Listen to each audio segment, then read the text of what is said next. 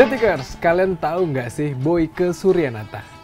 Yes, Kang Boyke adalah satu-satunya orang Indonesia dan Asia Tenggara bahkan yang bekerja di Harley Davidson Company di Amerika Serikat. Kali ini, kita akan ngobrol-ngobrol sama Kang Boyke dan cari tahu lebih banyak tentang perjalanannya menjadi seorang dokter Harley. Kang Boyke, apa kabarnya? Kabar, brothers. Damang ya? Damang, siap, selalu sehat ya kita ya. Kang Boyke Suryanata, teman-teman. Ini yang sekarang mungkin dijuluki dokter Harley dan satu-satunya orang Indonesia yang bekerja di Harley Davidson Principal. Bener Kang Boyke? Betul. Alhamdulillah, dikasih kesempatan ya. Siap. Yes. Kang Boyke berarti saat ini di Harley Davidson Motor Corporation itu sebagai apa Kang Boyke? Saat ini aku jadi senior technician. Title aku sudah master technician, tapi kebanyakan generalnya aku senior technician ya. Oke, senior technician Karena ya. aku sudah menggeluti di dunia technician Harley Davidson itu sejak 2006. Wow. Kurang lebih berarti berapa belas tahun ya? Oh, sorry. 15 tahun. 16 tahun ya kurang lebih ya? 15 tahun. Wow, luar biasa, lama banget. Tapi sebelum kita ke situ, sebelum kita ngebahas Harley Davidson segala macam, saya tertarik untuk ngebahas jauh sebelum itu Kang Boyke. Kang Boyke dari Bandung. Iya, iya. Dan jatuh cinta pertama sama dunia otomotif itu dari mana Kang Boyke? Iya. Kalau kita tarik ke belakang itu dari SMP kelas 2. SMP kelas 1, kelas 2 ya.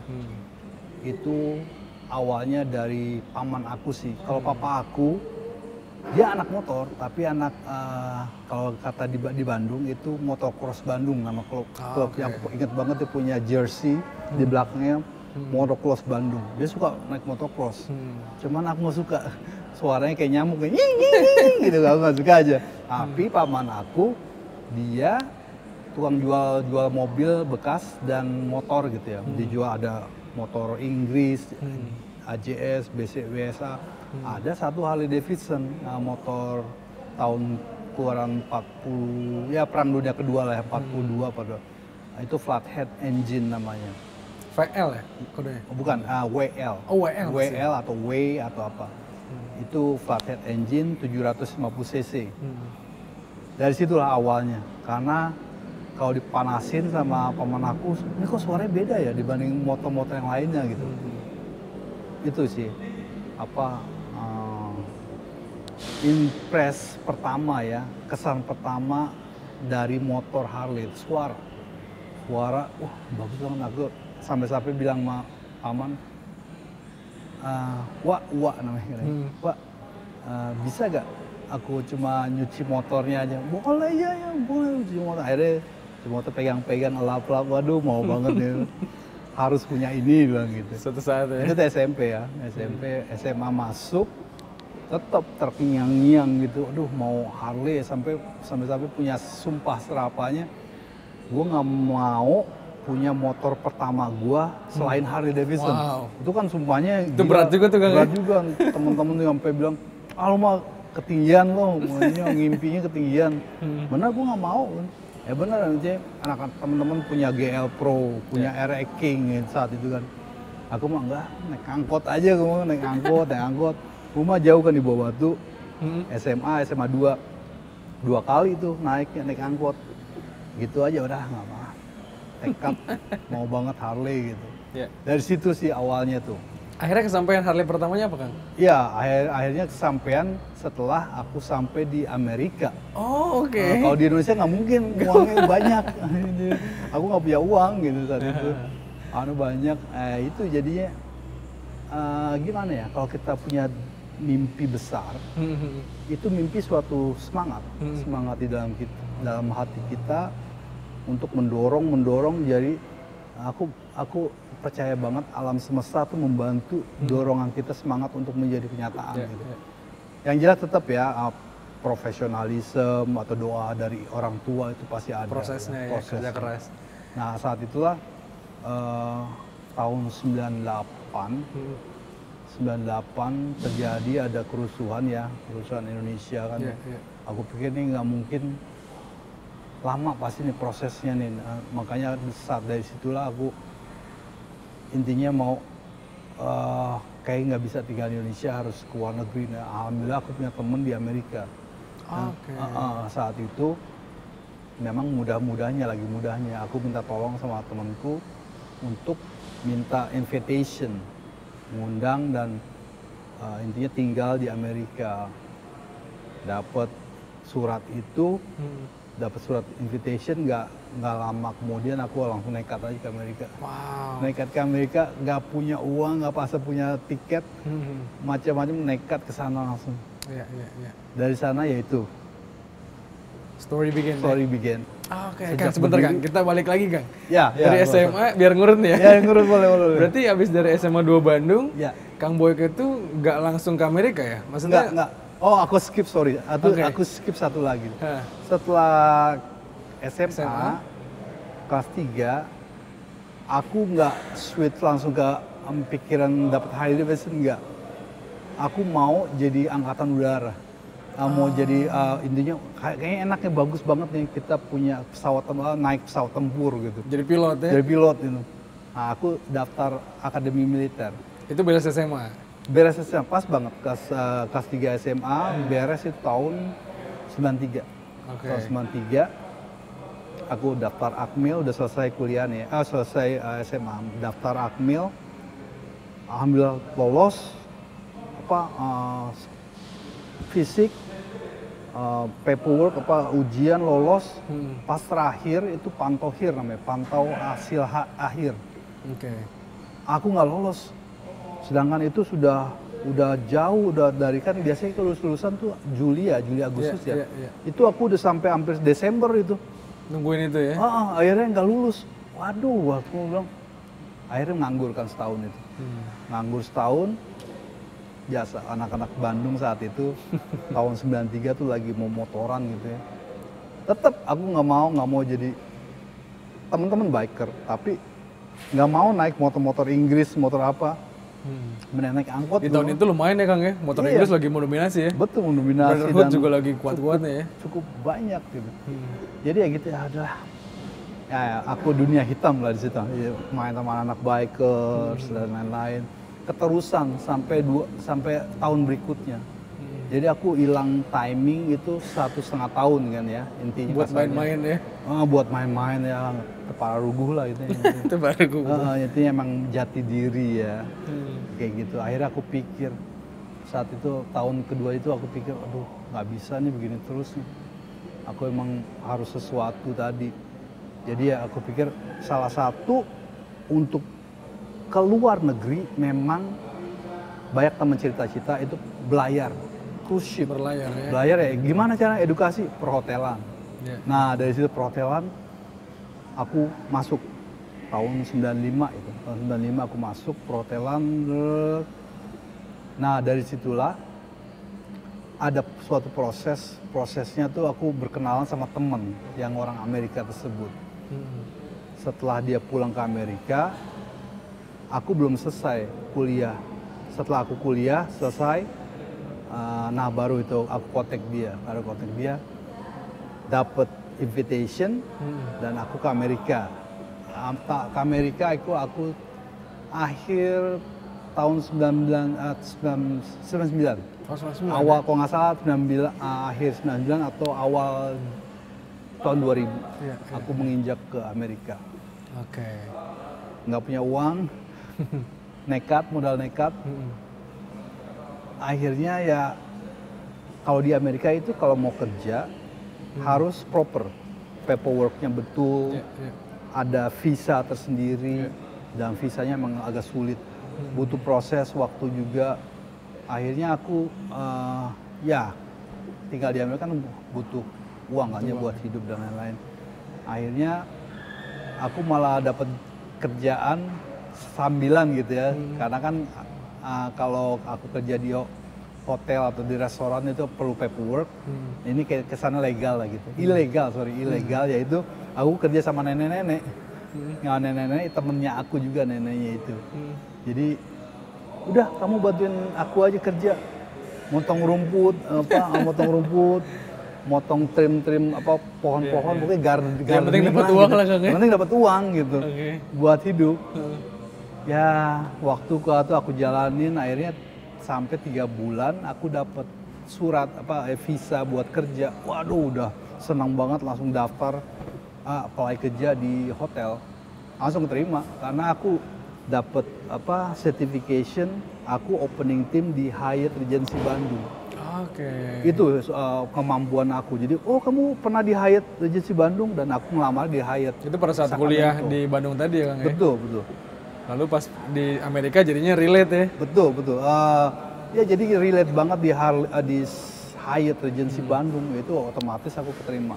Keterimanya ya tetap intinya di rolling, jadi cuci piring, jadi waiter, jadi bartender, kayak gitulah ya. Nah, setahun berjalan, bosen Tapi bagusnya gini, itu bosen ya. Tapi bagusnya kalau di bidang labor sebutannya, labor atau kerja keras di Amerika, yang bagus buat ngumpulin uang itu di hotel, kerja di hotel. Kenapa? Pertama dapat gaji buat kehidupan sehari-hari, apartemen, makan.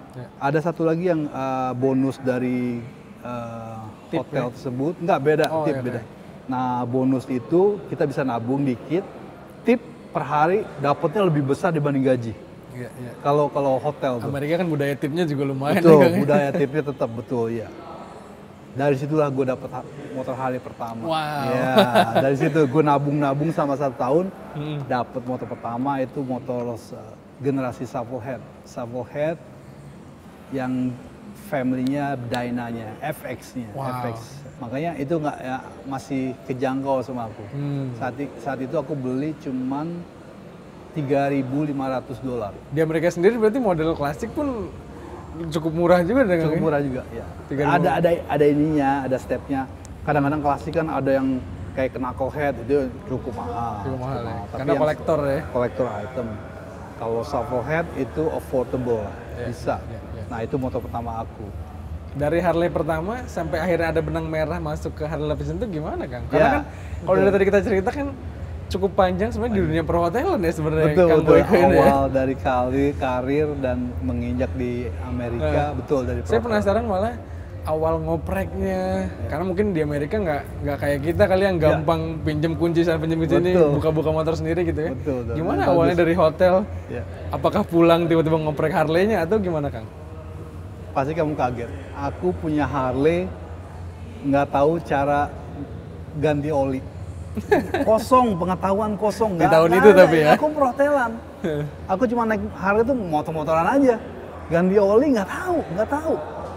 Tetapi saat itu sebelum ganti oli, sebelum ngoprek-ngoprek, aku udah nanya-nanya. Oh temen bule, saat itu belum ada Google, belum ada apa ya. Jadi nggak. Temen bilang, hey lo kan suka Harley, bule bahasa Inggris. Kamu punya Harley. Lo kenapa nggak jadi teknisinya? Oh ada sekolahnya. Oh ada, gue bilang ada sekolah. Ada ini.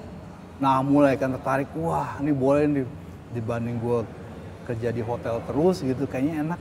Bekerja sama hobi tuh kayaknya enak nih. Nah dari situlah cari tahu. Alhamdulillah di tahun itu, tahun 2002 atau 2003, di kota Sacramento, di college-nya Sacramento City College, pasca sarjana, membuka subjek kurikulum terbaru namanya Motorcycle Technology. Wow. Wah itu kan spesifik banget ya kan? Spesifik banget. Nah itu berat banget kan.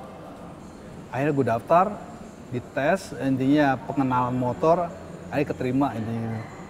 Oke, keterima pasca sarjana 2 tahun lebih dikit. Di tengah 1 tahun, ini kok nggak ada Harley-nya? Gue belajar Ducati, BMW, motor Jepang lah, Honda kayak gitu-gitu, sport gitu. Di Dynojet juga, high performance-nya juga belajar. Gue tanya, profesor gue tanya, sir, why we don't have Harley Davidson? I need to learn how to maintain or service Harley Davidson. Oh, Harley Davidson is different. Kaget, why? Kenapa differentnya? Harley Davidson is history of America. Dia profesor gue bilang dia arogan, bilang motor ini motor arogan. Jadi kita sebagai edukasi nggak bisa ngeadopsi teknologi dia buat diedukasi. Kamu harus sekolah 1 lagi di sini. Waduh, nambah lagi gue sekolah. akhir tadinya gue nggak bisa ilmu motorcycle, nggak bisa tahu ganti oli. Tapi bagus sih urutannya. Jadi dapat Bagus banget. Gue awal dari motorcycle teknologi itu 2 tahun, akhirnya gue dapat basic tentang mesin, tentang apa. Nah, profesor gue bilang kamu harus ke satu kampus ini memang menjurus ke Harley Davidson. Ya. Namanya itu MMI, Motorcycle Mechanic Institute. Oke. Itu pendidikan satu-satunya di dunia yang berfokus di dunia otomotif. Banyak, dia ada mobil, NASCAR, balap-balap gitu ya. Tapi ada di dunia motorcycle-nya. Nah, di sana ada Harley Davidson. Dan spesifik ada Harley Yes, Davidson ya? ada, makanya gue ambil di sana. Itu bukan di California, itu beda di Phoenix, Arizona. Arizona dari California kurang lebih naik mobil bisa 7 jam lah ya, 7 jam, 8 ratusan jam. miles juga tuh Kang ya? Jauh ya. Jadi memang aku harus ke sana gitu. Jadi short story, aku apply lagi, nambah lagi pendidikan. Pendidikannya itu kurang lebih programnya 2 tahun setengah, 2 tahun setengah kayaknya. Tapi program ini unik karena very specific dan very pride sebagai technician tuh. Semua around the world mau banget sekolah di situ. Temen aku aja dari Jepang, Australia, Eropa banyak, Amerika tetap banyak. Jadi memang itu salah satu prestigious di otomotif, sangat prestigious. Dan program 2 tahun setengah itu program jika kamu mengikuti tanpa ada pengulangan atau fail.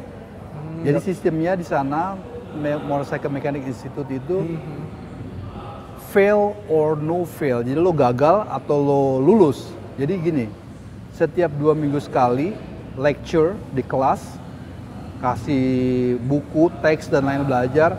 Minggu depannya praktek langsung. Setiap orang, setiap murid, contoh di sini meja dikasih part, mesin atau transmisi, udah dites di sana. Lo gagal kurang dari 60%, fail. Totally fail. Totally fail, lo ngulang dari belakang. Oh, kayak kedokteran ya Kang ya? Gila, ya kayak gitu lah mau dibilang. Emang super ketat. Alhamdulillah, gua ngikut terus, dapat lagi, maju, akhirnya on time gitu. Lulusnya tepat waktu ya? Iya, dan alhamdulillah juga aku dapat title-nya director list. Jadi kalau kata kita cum laude ya, IPK aku udah 3,8 gitu. Jadi director list dan perfect attendance. Jadi pas aku lulus tahun 2006 berebut semua dealer mau aku gitu, karena aku tuh lulusan terbaik.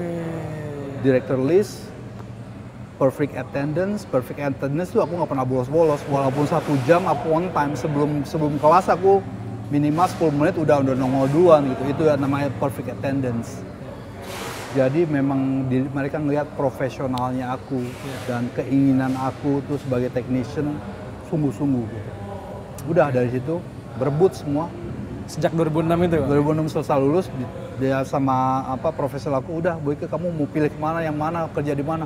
Waduh, gue bingung yang mana. Akhirnya kembali ke Sacramento tadi kan? Iya, akhirnya karena kan aku punya anak saat itu, punya anak 1. Jadi ya jauh dari anak, susah kan, itu pengorbanan. Itu salah satu pengorbanan aku. Jadi bukan hanya sekedar wah baik, enak, enggak, banyak pengorbanan dan lain-lain. Antara lain itu aku tinggalin keluarga, istri dan lain-lain, itu salah satunya. Jadi aku pilih bagian Northern California sebutannya, di Sacramento sejak tahun 2006 sampai sekarang. Awalnya langsung ke HMC-nya Kang? Atau dari dealer dulu? HMC jadi gini, untuk memberi pengetahuan, MMI, Motorcycle Mechanic Institute, tahun pertama itu memang mengajari tentang seluk-beluk motorcycle. Seperti aku diajarin pendidikan cara membuat ban, chemicalnya apa sampai segitunya Kang ya? Iya harus. Jadi gini kasarnya, lulusan aku sekarang udah lulus nih, aku bisa menciptakan ban. Bisa bikin motor satu. Nanti ke depan kita ngobrol itu ya. Itu impian aku lagi. Produksi Indonesia, semua Indonesia. Aku bisa buat ban, aku bisa buat oli sendiri, aku bisa buat oli rem lah, itu lebih mudah. Intinya aku di tahun-tahun pertama itu diajari fundamental motorcycle, chemical dari ban apa, rubber ada sintetiknya, ada karbonnya, ada thread karbonnya dan lain-lain. Itu salah satu. Oli dibagi dua, oli regular oli sama sintetik. Kalau regular oli itu komponennya 60 atau 70% itu crude oil, sisanya 30% chemicalnya apa, anti karat, anti gesek, gitu macam-macam. Itu ada formula biologinya lah gitu ya, zinc kode-kodenya gitu, aku udah punya itu. Jadi aku sudah terbekali semua yang ada di motorcycle keseluruhan gitu. Itu tahun pertama. Nah, maksud yang kamu tadi pertanyaan, di tahun kedua Harley Davidson Motor Company headquarternya dia tuh mengadop yang namanya Harley Davidson University. Dia masuk merger sama MMI di tahun kedua.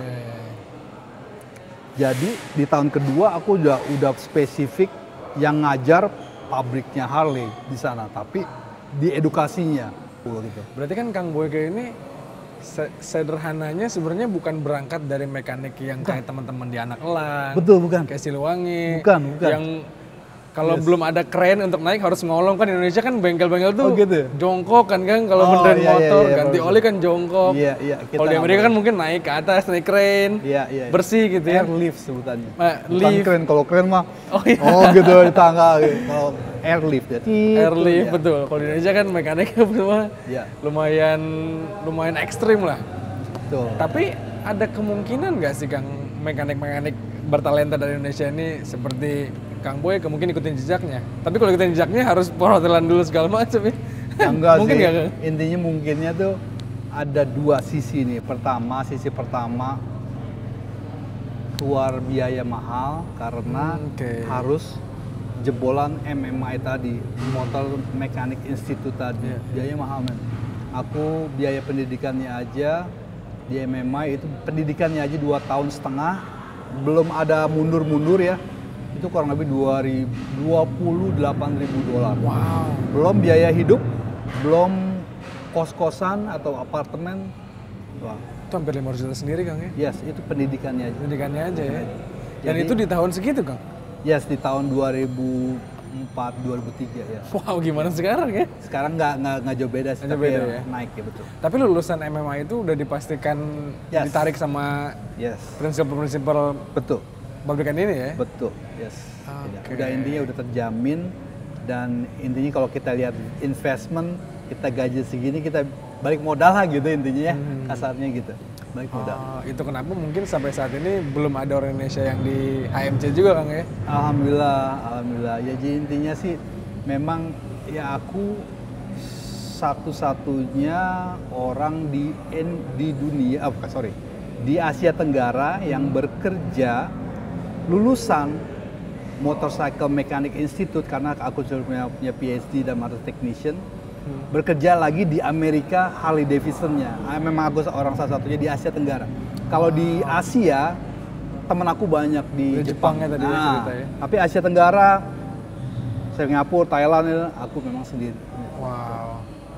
Berarti tadi kan cara pertama mungkin biayanya mahal Kang. Yes. Cara lainnya mungkin Cara keduanya itu adalah memang harus belajar. Nah, itu emang salah satu target aku nih. Jadi intinya aku berpikir beberapa tahun lalu, aku sekarang memang nggak punya uang banyak nih, aku gimana ya cara berbaginya. Nah, makanya aku nggak pelit sama ilmu. Jadi aku pikir kalau kita berbagi dengan ilmu itu sama aja amal jariah juga yang tidak terputus-putus. Makanya aku mau banget mengajarkan teman-teman, apalagi anak-anak STM yang baru fresh mengenal tentang motorcycle. Tinggal aku tambah lagi profesionalism yang aku dapat di MMI, sehingga teman-teman kita menjadi profesional dalam di bidang ahli otomotif, terutama di Harley Davidson. Nah, 2 tahun 3 tahun lalu, nah itu COVID. Saat itu COVID melanda, adik aku bilang, kenapa nggak sekarang? Maksudnya apa? Kenapa nggak sekarang membagi ilmu ke teman-teman? Oke, coba mau dengar dulu apa maksudnya. Jadi sekarang kan teman-temannya orang Indonesia, apalagi dunia, pandemi ada terjadi, mereka tuh larinya ke HP, atau internet atau ke laptop. Kita buat sekolah online. Oh, saya dengar tuh Kang. Iya. Kang Boyke buat sekolah. Wah, bagus juga nih Bang. Gimana konsepnya gini? Iya, jadi intinya streaming, kita harus buat tim, kita harus punya alat-alat yang proper di Bandung. Tapi memang ini kita unik. Nah, tim aku ada yang tentang media sosial gitu. Memang ini satu-satunya streaming yang narasumbernya tuh langsung dari Amerika gitu. Wah, bagus juga nih. Ya udah, kalau udah gitu, udah yuk kita viralin. Alhamdulillah aku teman-teman banyak teman-teman artis. Aku minta sama Kang Sule, sama Raffi Ahmad, Deddy Cagur, Andre Taulany, oke banyak lah. Kita bantuin ya. Tolong dong viralin, minta 1 kata 2 kata, langsung gue masukin di IG. Alhamdulillah teman-teman pada ngeliat. Jadi, Kang gimana daftarnya? Waduh, banyak nih, banyak. Ya udah, direspon sama teman-teman. Wah, banyak nih. 50, 100, kok makin banyak. Alhamdulillah gelombang pertama ini sudah berjalan, sekarang sudah berjalan hampir 1 tahun. Kita punya siswa kurang lebih 500 orang lebih. Sangat banyak dan berbagai background pekerjaan. Ada yang mahasiswa, ada yang masih SMA. Gimana Kang, boleh masih SMA? Boleh gitu. Gimana Kang, aku nggak punya uang. Loh, ini gratis, aku nggak minta pembiayaan, asal kamu siap, tolong siapin kuota yang penting gitu kan ya. Streamingnya bagus, karena pembelajarannya online langsung dari aku. Sediainnya earphone biar jelas gitu kan, kalau ngeliat di HP kan susah. Sama tekadnya juga harus disiapin tuh Kang ya? Iya, tekadnya jelas. Gue bilang harus ada earphone, kuota, sama note lah gitu. Wah, itu mah siap. Berjalanlah sekolah online Kang Boyke ini. Berjalan, ya gitu, tapi lucu. Program ini dilakukan dua minggu sekali, tapi di waktu Indonesianya jam 8 malam, aku di sana jam pagi ya? jam 5:30 gitu. Jadi gitu hampir setiap minggu aku prepare dan lain-lain. Alhamdulillah sudah dua bab. Silabus aku ada 8 bab. Ada 6 bab. Bab pertama itu history. Itu berarti kurikulumnya Kang Boyke sendiri yang nyusun ya? Iya dong. Dari mana? Dari yang aku dapatkan ilmu di MMA tadi. Betul. Ya? Berarti nanti goalnya anak-anak ini apa Kang? Sekedar tahu dapat ilmu aja atau sertifikasi juga? Alhamdulillah kemarin itu adalah coaching klinik pertama kali live bersama aku. Jadi teman-teman belum pernah lihat. Pas Kang Boyke datang ke Bandung kemarin ya? Hari Senin. 11 Juli itu ya? Iya. Wah, itu heboh intinya. Wah, Kang Boyke datang, yuk. Kita batasin, terlalu hebohnya kita batasin karena Harley Davidson Siliwangi nggak bisa banyak-banyak untuk menerima itu ya. Jadi kita batasi hanya 40 orang. 40 orang juga kita batasi dibagi 2 golongan, 20 masuk ke service area, nanti kurang lebih setengah jam ganti yang berikutnya begitu. Itu program kita dimulai jam 9 sampai hampir jam 6 sore.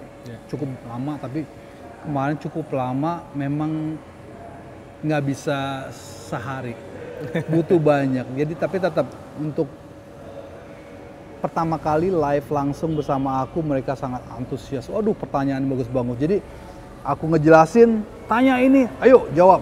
Tanya ini, jawab. Wah, bagus banget. Timbal baliknya bagus, positifnya bagus, aku suka.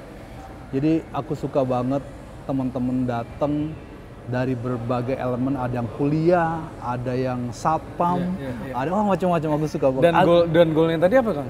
Oh iya, goalnya tadi itu adalah ingin sekali aku mempunyai benih-benih atau teman-teman yang profesional, sehingga mereka di daerah tempatnya, contoh di Sumatera Utara ada, di Pekanbaru muridku ada 2. Di Sulawesi Utara dia tuh punya, karena di silabus aku ada bab terakhir itu tentang entrepreneur management. Jadi bukan hanya sekedar belajar mekanik, dia bisa juga aku kasih cara untuk membuat bengkel kecil. Ya, bengkel kecil, kan Harley Davidson di Indonesia itu komunitas paling terbanyak di Asia Tenggara. Jadi teman-teman kita HDCI Bandung, HDCI Pusat, atau HOK itu semua di penjuru Indonesia. Jadi mereka kadang-kadang suka bingung. Aku bengkelnya di mana? Masa di towing ke Jakarta? Masa aku di Bandung? Nah itu tuh antara lain maksud aku. Mereka buka bengkel kecil tapi mereka sudah mengerti cara ya minimal ganti oli. Nah, memang agak sulit kalau troubleshooting ya, apalagi motor-motor terbaru sudah sensor main dari komputer itu. Aku akan provide, siapa yang mau bertanya langsung aku jawab langsung, intinya aku guidance gitu. Jadi intinya gitu, bukan hanya sekedar belajar teknisi, tapi aku memberi pelajaran tentang manajemen dan intinya membuka wirausaha juga di kota-kota masing-masing. Wow, asik. Itu satu. Kedua, social entrepreneur-nya. Apa itu? Jadi kalau kamu sudah punya bengkel kecil di sana, pasti kan tadinya pernah ngoprek-ngoprek benerin motor-motor kecil berapa hingga sekarang naik pangkat jadi motor American style, ekonomi bertambah. Selain itu, kamu jangan, aku sekali pendidikan, kamu jangan pelit untuk memberi ilmu ke teman-teman lain. Kasihlah ilmu ke teman-teman lain biar kamu bisa buka bengkelnya agak besar dikit. Ya, intinya ekonomi juga sih ujung-ujungnya. Begitu. Wow. Tapi kan berarti kalau tadi kita ngomongin anak-anak Harley di Indonesia ini salah satu yang terbesar di Asia Tenggara berkomunitasnya, perbedaannya kita dengan roots-nya dari Harley Amerika itu ada nggak sih Kang? Maksudnya di Amerika pun apakah anak-anak Harley ini berbrotherhood juga atau gimana Kang karakternya? Karakternya kalau emang aku mau jelaskan memang sangat berbeda ya. Sangat berbeda, prinsipalnya aja sudah the way when you ride, gimana kamu riding di Harley di Amerika sama di sini berbeda. Contoh kecilnya di sini pakai sirine, di sini pakai strobo. Di Amerika nggak boleh. Di Amerika tuh hanya boleh sirine itu pemadam kebakaran, ambulans atau polisi. Polisi juga ada polisi khusus gitu ya. Seperti pengawalan menteri-menteri, pengawalan presiden itu pasti ada. Jadi kalau ada motor Harley Davidson yang pakai toet, sirine atau strobo, itu ditangkap, motornya langsung diambil. Wow. Ya, sekeras itu. Memang itu peraturannya begitu adanya. Di Indonesia kan beda. Aku bandingin the way you ride, lo ngendarain, ya intinya di Indonesia itu jalannya kecil dan banyak teman-teman kita juga motor-motor kecil dan kendaraan-kendaraan kecil. Itu ada bad way-nya itu adalah kecemburuan sosial itu satu. Banyak teman-teman yang bilang, wah Harley Davidson mah arogan. Kalau setiap ada jalan maunya duluan gitu. Betul, itu kecemburuan sosial. Tapi aku meminta teman-teman harus kalau tidak mengenal produk maka tak sayang produk. Intinya gitu. Jadi teman-teman yang belum tahu tentang Harley Davidson itu adalah old technology. Apa itu? Air cool engine. Dia pendingin mesinnya itu hanya udara, ya? Mengandalkan udara. Jadi harus jalan. Dan kalau diem sangat panas dan memang kalau ada congestion memang dia harus jalan gitu. Ya, makanya mereka ini regulasi atau aku nggak ngerti ya regulasi di Indonesia harus memakai forwarder untuk pembuka jalan. Well, iya sih kalau lihat dari kecemburuan sosial memang salah. Aku ya nggak tahu nih teman-teman intinya cara pandangnya kita berbeda ya.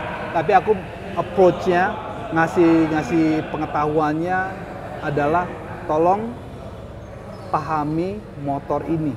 Motor ini cc besar, air cool engine dan berat motor ini berat dibanding motor-motor lain, itu paling terberat motor Harley Davidson, paling terberat. Jadi kalau ridernya berhenti agak lama, kadang-kadang berhenti mendadak, jalan berhenti mendadak, itu kadang-kadang suka lupa nginjek ini, jatuh akhirnya gitu. Kalau udah jatuh, susah ngebanguninnya, harus orang, wah itu repot. Ada trik-triknya untuk kalau mau ngediriin sendirinya, ada itu trik-triknya.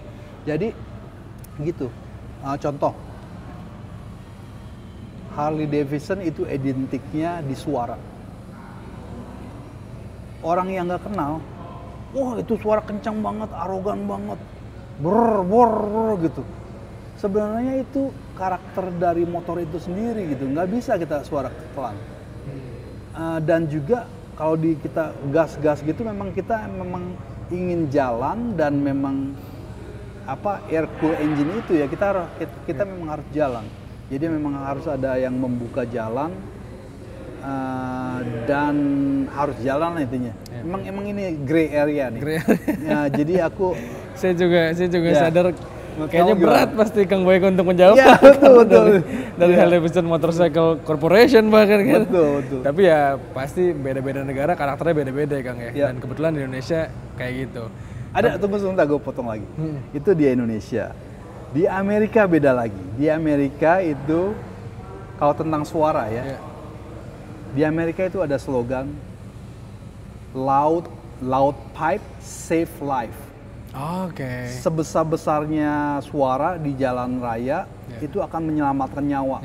Ngerti gak? Ngerti. Gimana coba? Karena kan motor-motor di sana, menurut saya karena motor-motor sana kan bisa masuk ke highway, sehingga kalau motor nggak bersuara itu berbahaya. Perfect. Karena kemarin di Malaysia saya baru kemarin ngobrol-ngobrol sama driver di sana, dia bilang angka kecelakaan terbesar itu di highway karena motor nggak ada suaranya, lampunya redup, ya dia kesenggol. Di Amerika juga sama, motor adalah angka kecelakaan yang terbanyak, tapi Harley itu bukan terbanyak, yang banyak itu motor-motor sportnya. Karena nggak kedengeran nih, jedar gitu. Dan sekali tabrakan itu fatality-nya besar ya. Total impact-nya tuh kenceng dan fatality-nya gede banget. Kalau Harley, orang kita naik mobil gitu, ngedengar di belakang itu ada motor tuh gitu. Kita harus hati-hati gitu. Jadi kata-kata mutiaranya di Amerika gitu.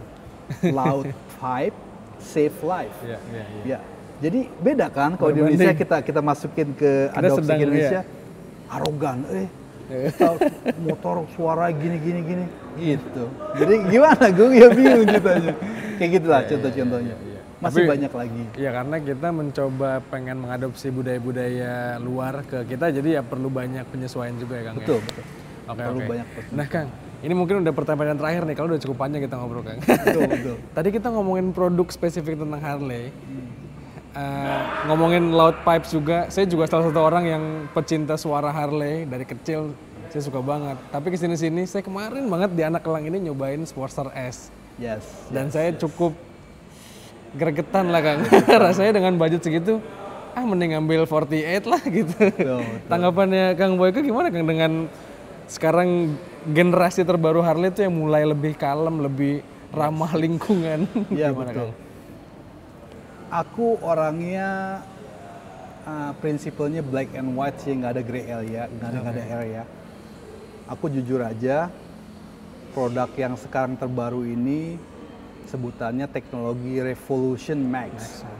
Dia itu bukan tipe sejati Harley Davidson. Harley Davidson itu ada, aku ingat banget di bangku kuliah MMI, dijelasin kan kita awal pertama kita di MMI itu pertama history dulu nih. History kita gali supaya kita mencintai produk itu Harley Davidson. Ingat banget, kamu harus tahu Harley Davidson ada 3 prinsip. Pertama sound, kedua vibration, dan ketiga itu torque. Suara, getaran, dan torque. Torsi itu kayak kuda kita kalau naik. Hentakan pertama tuh. Itu Harley Davidson. Nah, kalau kita koneksiin sekarang, teknologi sekarang, yaitu ada Sportster X, ada Sportster Max, Pan America, itu teknologi terbaru kita. Dia sudah liquid cool engine. dan dia vibration nggak ada, suaranya nggak ada. Jadi nyawa Harley Davidson itu menggigis. Oke, ini bocoran aja. Memang aku jarang ngomong seperti ini. Bocorannya itu adalah target Harley Davidson Motor Company itu menengah umur 30 ke bawah. Jadi young age. Oke. Dia ngambil marketing di young age. Dan young age itu agak sungkan kalau beli Fat Boy gitu kan ya. Wah, gue kayak tua banget sih gitu kan ya. Makanya mengadopsi sport dan kebanyakan anak-anak muda. Kamu, aku yakin aku ngedengar cerita kamu juga, kamu udah Harley banget. Karena Harley banget itu nggak mikir ini motor panas apa enggak, yang penting suaranya bagus, riding gitu. Kebanyakan kan teman-teman kita yang anak-anak muda, aduh panas gitu ya. Nah sekarang diciptakanlah pengen yang praktis ya, praktis dan diciptakanlah Sportster S. Dia lebih adem, lebih tidak panas karena liquid cool ya, dia karena pembelian pendinginnya itu sudah dari atas ke bawah ya, liquid cool, ada radiatornya besar dan lain-lain. Dan juga satu lagi, memang itu motor ramah lingkungan karena kita ngejar tahun-tahun ini tuh EPA-nya. EPA itu emisi rendah kan? Emisinya rendah dibanding yang lain. Ini salah satunya begitu. Tapi tetap produk kita yang tradisional itu ada, yaitu produk engine-nya Milwaukee 8. Milwaukee 8 masih sederhana, ada air cool engine-nya masih di sana, torsinya masih kenceng dan getarannya masih ada, vibration-nya. Jadi mudah-mudahan ke depan 10 tahun dari sekarang tidak, intinya jangan sampai hilang itu si Milwaukee 8 diganti teknologi gitu. Aduh kalau nggak ada aku kayaknya aku ini deh pensiun aja deh. Iya. Udah 16 tahun kerja di Harley Davidson. Ya kalau 5 tahun lagi udah 20 tahun ya kayak gue pensiun aja gitu. Kang, tapi Kang mungkin ini juga pertanyaan terakhir dari kami. Atau mungkin minta sedikit semacam kutipan atau petuahnya lah dari Kang Boyke ini. Sebenarnya ngerubah mindset, karena kan mekanik ini Kang, sebenarnya kan mindsetnya agak lumayan, di Indonesia kan agak lumayan pekerja labor gitu ya, terus salary-nya rendah segala macam. Sedangkan kita butuh orang-orang pintar, butuh orang-orang cerdas untuk menangani motor yang bagus juga gitu kan. Gimana ya Kang supaya menggerakkan orang-orang Indonesia ini supaya nggak malu kalau untuk belajar motor, bahkan Kang Boyke belajar motor sampai ke Amerika nih gitu, sampai masuk ke HMC-nya gitu ya. Kira-kira ada nggak Kang petuahannya Kang? Intinya sih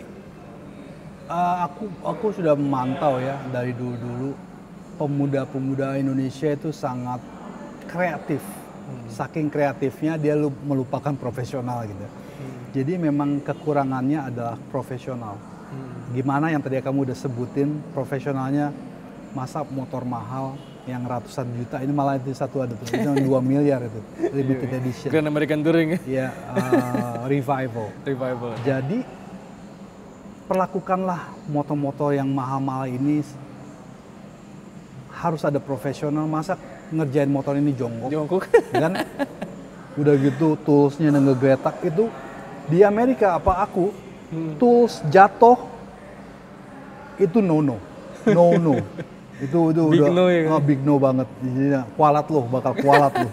Harus ada di meja atau di tempat duduk, nggak boleh ada di lantai. Itu salah satunya. Kemarin aku lihat ya gitulah di beberapa dealer, masih nggak profesional gitu. Jadi intinya memang harus ada rasa bangga dulu sih ya, rasa cinta dulu. Kalau kamu bekerja itu adalah rasa cinta dan harus tahu pengenalan atau produk itu sendiri. Harley Davidson mahal, Harley Davidson itu sangat identik dengan presisi gitu.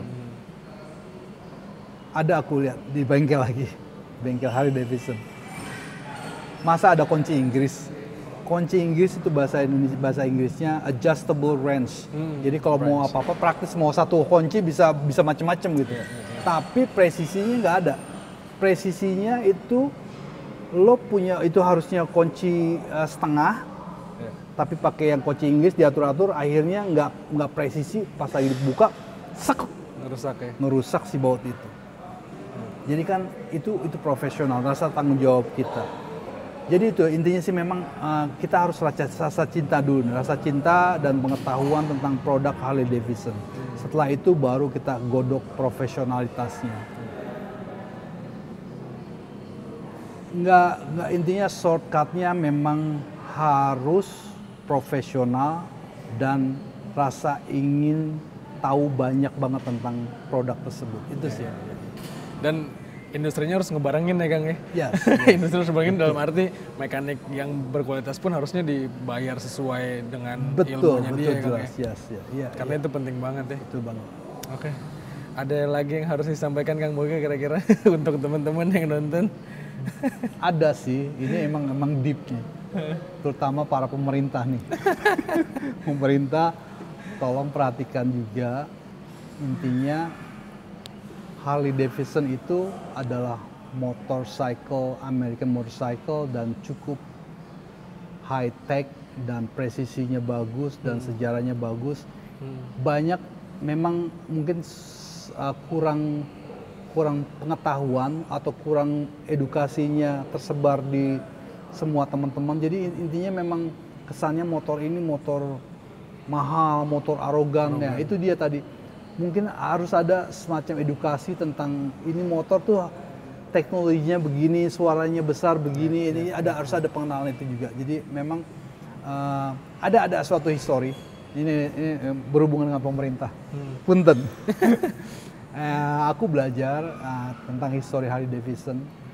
Tahun 1969 Harley Davidson itu drop, sahamnya drop gara-gara invasi motorcycle dari Asia, Jepang, terutama Jepang, Honda, Yamaha masuk ke Amerika, Eropa masuk ke Amerika, Ducati dan lain-lain. Kenapa invasi? Karena motor Jepang motor kecil, murah tapi cepet. Tapi Harley mahal tapi lambat gitu. Jadi memang sales drop. Akhirnya Harley Davidson almost bankrupt. Tapi masih ada, akhirnya dibeli sama suatu asosiasi American Machine Foundation atau AMF. Sahamnya dibeli sama dia, tapi saham terendah itu ada keluarga Harley Davidson. Tahun berjalan kurang lebih 10 tahun, akhirnya pemerintah, nah ini dia, tangan pemerintah itu selalu ada, selalu membuka. Nah saat itu pemerintah mendengar bahwa Harley Davidson adalah intinya pemerintah itu sangat care terhadap produk itu sendiri, akhirnya dibantu untuk membeli balik saham Harley Davidson. Jadi maksud aku korelasinya itu adalah bukan kita aja nih, aku sebagai technician, teman-teman dealer yang ada di Indonesia, dari Jakarta, Bali, Bandung, Sumatera, tolong pemerintah juga bantu juga tentang informasi produk, sehingga teman-teman yang ada di pelosok Indonesia itu bahwa oh Harley Davidson itu seperti ini informasinya, dan sehingga motor Harley Davidson itu bukan tidak sebagai barang mewah atau sebagai apa ya, wah ada Harley Davidson kayak gitu lagi.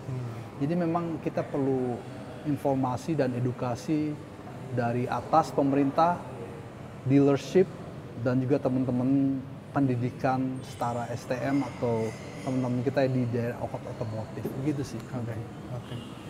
Wow, seru banget ya ngobrol-ngobrol sama Kang Boyke. Nggak beres ya kalau Nggak beres, no. betul. Iya. Tapi Kang Boyke terbatas banget waktunya. Sekarang kemudian lagi di sini dan kayaknya lumayan sering pulang juga Kang Boyke ya? Ya ini udah 2 tahun setengah aku nggak pulang gara-gara COVID-19. Apalagi nanti kayaknya kalau sekolahnya mau lumayan rolling terus, kayaknya bakal lumayan sering kesini. Betul, iya. Please support. Kalau mau daftar sekolah kita, intinya gelombang kedua memang kita sudah ada, sudah di data kurang lebih puluhan, tapi kita akan buka. Itu bisa langsung ke Instagramnya SNCO Edutainment, bisa langsung DM atau juga ke DM ke aku di Instagramnya Boyke Suryanata. Di sana daftar aja, daftar semua gratis program sekolah online Kang Boyke ini. Dan juga ada informasi penting satu lagi. Satu lagi itu adalah di bulan September kita akan kedatangan dewa custom motorcycle dunia. Keluarga Arlenes. Keluarga Arlenes akan datang untuk menghadiri event aku di Yogyakarta. Wow, berarti September pulang lagi nih Kang ya? Yes, karena harus menjamu beliau-beliau ini. Jadi September pertengahan tanggal 17-18 itu ya. Siap. Kita berbarengan dengan Jogja Bike Rendezvous, program HDCI Pusat. Berbarengan harinya berbeda tema event, tapi kita punya guest star itu adalah Arlenes Motorcycle Family. Can't wait. Oke.